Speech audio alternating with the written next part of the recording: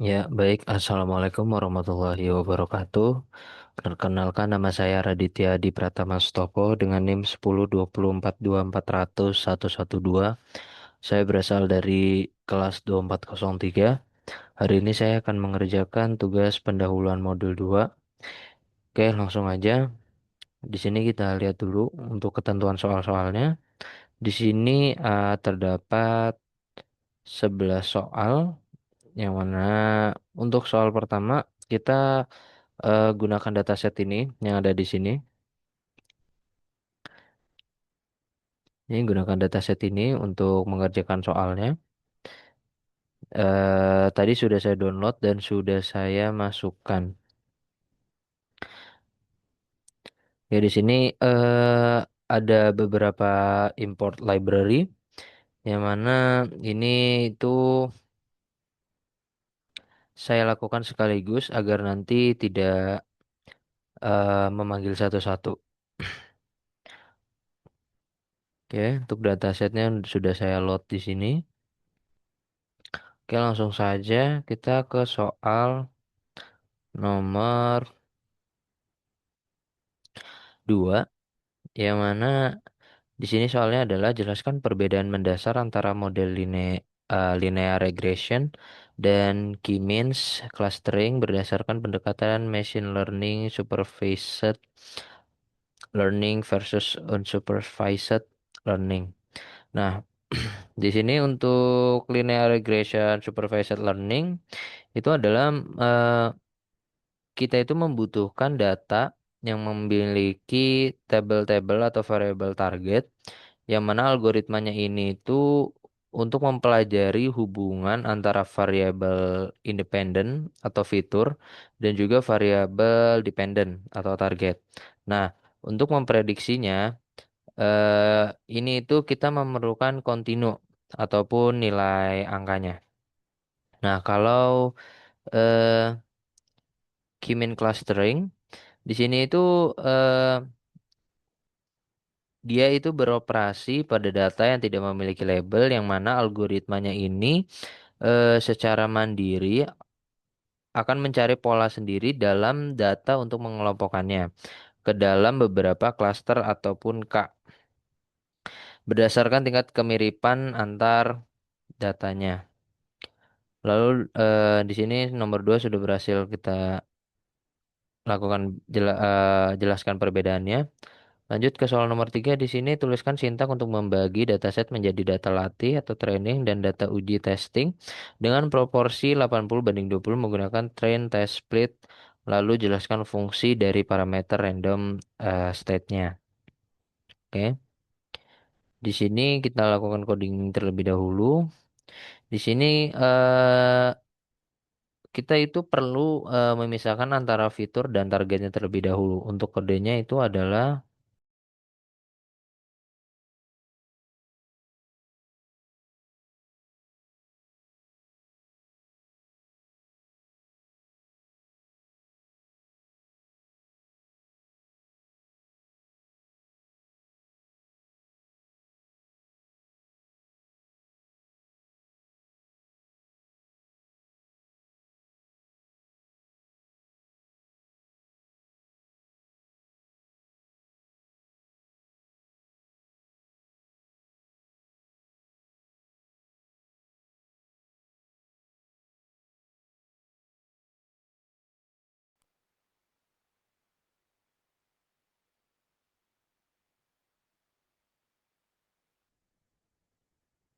oke. eh Di sini kita sudah berhasil melakukan kodenya. Lalu fungsi parameter random state ini itu berfungsi hmm, sebagai seed agar proses pengacakannya saat pembagian data bernilai tetap. Nah, jadi setiap kali sintaks atau kode ini dijalankan ulang, kita akan mendapatkan urutan data training dan juga testing yang sama persis. Nah, sehingga hasil modelnya akan tetap konsisten atau bisa direproduksi lagi.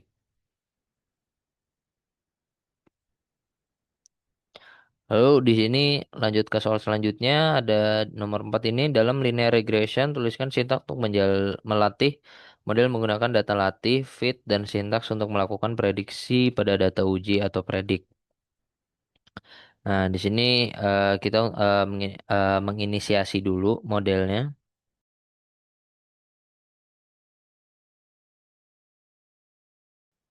Oke. Di sini kita berhasil menjalankan. Lalu kita lanjut ke soal selanjutnya. Jelaskan apa yang dimaksud dengan koefisien dan intercept dalam model linear regression dan tuliskan sintak untuk menampilkan kedua nilai tersebut setelah model dilatih lalu dianalisis hasilnya. Ya, di sini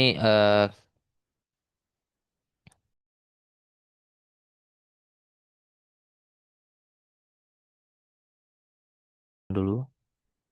Oke, di sini berhasil menampilkan output koefisiennya dan juga interceptnya. Nah, lalu untuk analisis hasilnya. Jadi pertama itu bagian koefisien dulu. Di sini itu menunjukkan besar perubahan pada variabel target atau profit yang setiap kali variabel fiturnya itu berubah sebanyak satu satuan.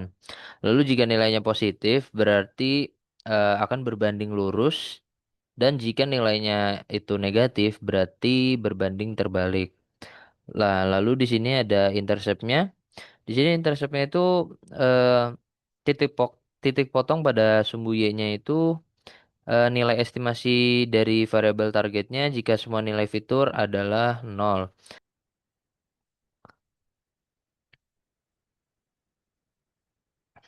Oke, lanjut untuk soal nomor 6 di sini adalah jelaskan apa itu mean square error atau MSE dan R square atau R kuadrat dalam evaluasi model regresi serta tuliskan sintaks dari pustaka sklearn matrix untuk menghitung kedua matriks tersebut.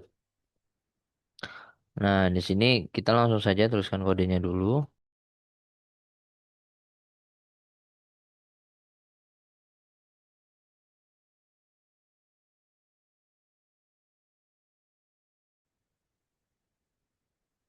Oke. Di sini tuh berhasil menampilkan output MSA-nya dan juga R squared-nya. Nah, untuk MSA ini atau mean squared error ini adalah metrik evaluasi yang menghitung rata-rata dari kuadrat selisih antara nilai prediksi dengan nilai yang sebenarnya. S- eh, Nilainya ini semakin mendekati nol, maka value-nya atau nilainya akan semakin baik. Lalu untuk R squared ini itu fungsinya itu untuk mengukur seberapa baik model eh, mampu menjelaskan variasi pada data tersebut. Nah, nilainya ini berkisaran antara 0 hingga 1. Nah, semakin mendekati 1, maka akan semakin akurat model data tersebutnya. Lalu lanjut di sini untuk soal nomor 7 yaitu jelaskan apa yang dimaksud dengan elbow method dan algoritma K-means clustering dan bagaimana cara menentukan jumlah cluster yang optimal dari grafik elbow method tersebut. Nah, di sini kita akan tulis kodenya dulu.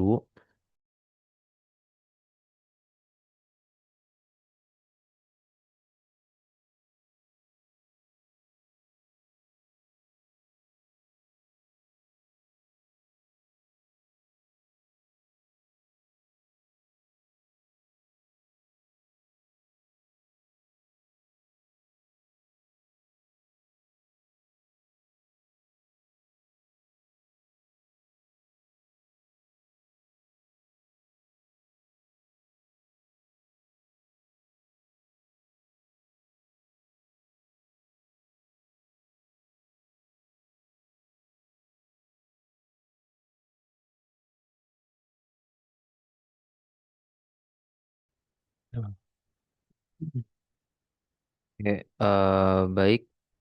Di sini sudah berhasil untuk soal nomor 7. Saya jelaskan terlebih dahulu. Di sini tadi diminta untuk elbow method. Nah, elbow method ini adalah teknik visualisasi untuk menemukan jumlah klaster atau key yang paling optimal. Nah, caranya itu adalah dengan cara melihat grafik penurunan inersia, lalu mencari titik di mana penurunan grafik itu mulai melandai menandai secara drastis atau berbentuk sudut seperti siku-siku.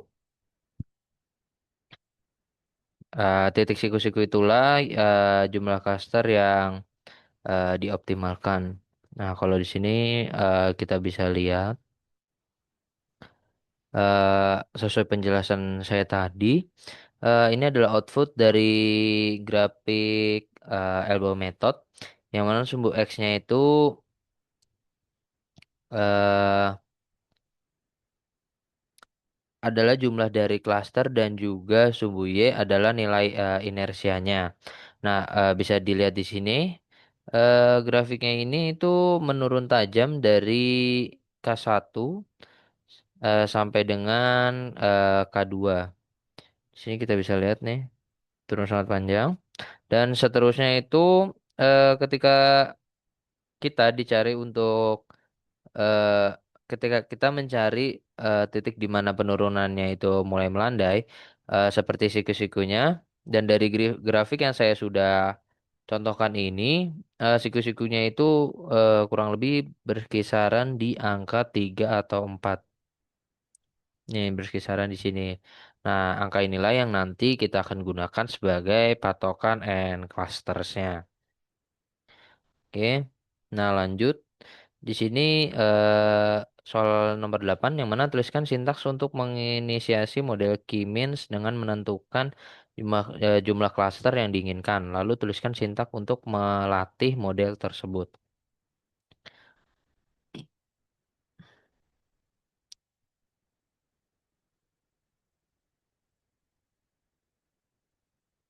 Oke. Oh, sorry. Saya pindahkan terlebih dahulu nih biar terlihat rapi. Harusnya ini dulu tadi kan. Ya di sini. Oke. Good.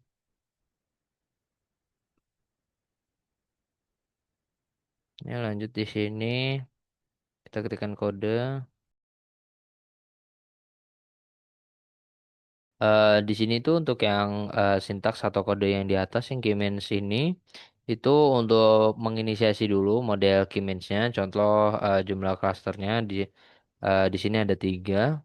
Lalu untuk yang kode bawah ini itu adalah melatih model tersebut atau melatih Keymenes tersebut. Nah, di sini ada output dari kode tersebut.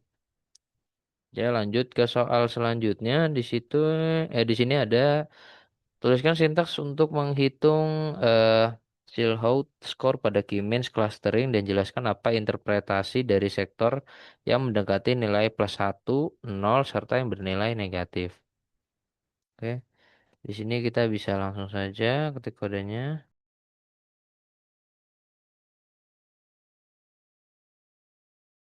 Kita coba run dulu. Oke, di sini sudah berhasil menampilkan output Silhouette dari skornya. Nah, untuk penjelasannya itu Silhouette score ini itu mengevaluasi kualitas klasterisasinya, yang mana jika skor ini mendekati +1, seperti hasil yang eh, kita sudah ketikkan ini kodenya, di sini eh, menghasilkan angka 0,81, yang mana data ini termasuk ke dalam kelompok dengan nilai yang sangat baik dan terpisah jauh dari klaster lainnya. Nah, jika mendekati 0, data ini berada tepat di batas antar klasternya. Lalu jika nilai ini negatif, maka data kemungkinan akan ditempatkan ke dalam klaster yang salah. Oke, di sini kita bisa lanjut ke soal nomor 10. Di sini dalam melakukan validasi hasil clustering terdapat salah satu teknik evaluasi yaitu Just Run Index atau ARE. Apakah yang dimaksud dengan ARE dan berikan contoh dalam kondisi seperti apa teknik ARE ini dapat digunakan untuk mengevaluasi hasil clustering. Nah, dari ya, eh, adjusting rand index ini atau ARE ini adalah matriks yang mengukur kesamaan antara hasil klasterisasinya, klasterisasi model dengan pengelompokan sebenarnya atau ground truth.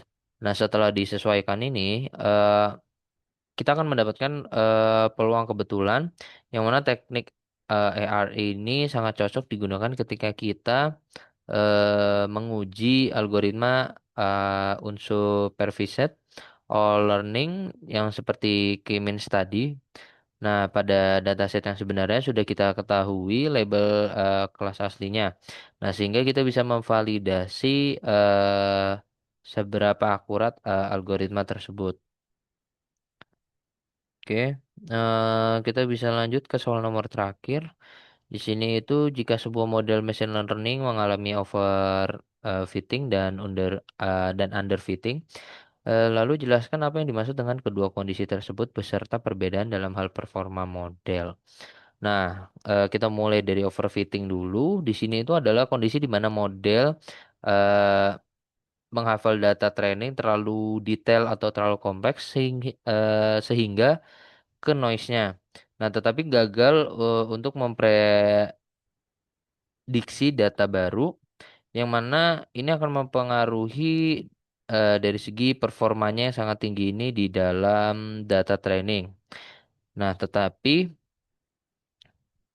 datanya ini akan mengalami anjlok drastis di testingnya. Lalu untuk underfitting ini adalah kondisi di mana model terlalu sederhana atau gagal mempelajari pola dari data. Nah, performanya ini sangat buruk sekali. Nah, baik saat diuji pada data training maupun pada data testing. Nah, untuk performanya ini hasil evaluasinya itu sangat buruk, yang mana baik saat diuji pada data training maupun pada data testingnya. Mungkin itu saja dari ke-11 soal tugas pendahuluan modul 2 ini sudah berhasil diselesaikan dengan kode atau sintaks seperti ini dan juga penjelasan yang cukup. Mungkin itu saja yang bisa saya sampaikan. Kurang lebihnya mohon maaf jika ada kurang penjelasan yang jelas ataupun penjelasan yang kurang baik. Wabillahi taufiq walhidayah. Wassalamualaikum warahmatullahi wabarakatuh.